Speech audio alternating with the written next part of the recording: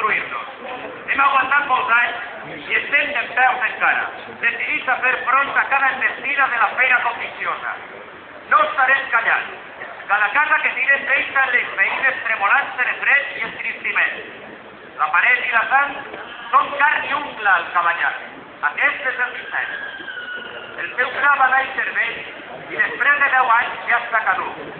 Aquell maleït pla avui està mort.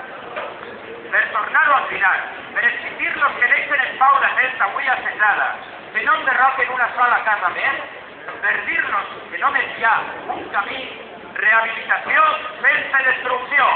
Visca el Cabanyal!